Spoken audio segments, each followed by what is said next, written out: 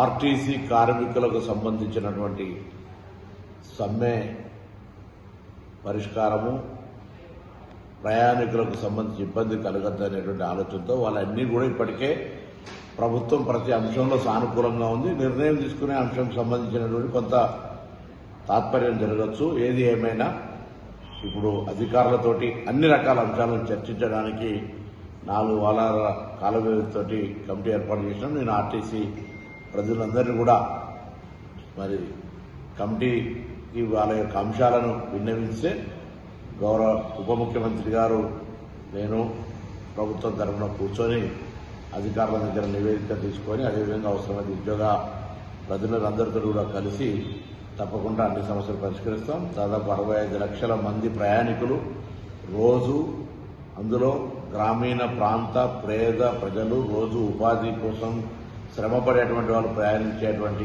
ఈ బస్ ప్రయాణం పేదవాడి లైఫ్ లైన్. దాని ఉద్యోగులుగా మీరు, ప్రభుత్వంగా మనము కలిసి ఇబ్బంది లేకుండా చూసే బాధ్యత ఉంది.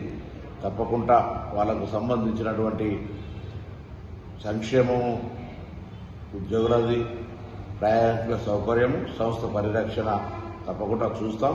కాబట్టి ఎటువంటి బేసిజన్ పోకుండా అధికారులకు సంబంధించినటువంటి సమస్యలన్నీ నివేదించమని వారితో అందరూ కూడా ఉన్నత అధికారులు వారి ద్వారా ప్రభుత్వంకు నివేదిక తీసుకొని వాటన్నింటినీ పరిష్కారం చేయడం జరుగుతుందని నేను విజ్ఞప్తి చేస్తున్నాను.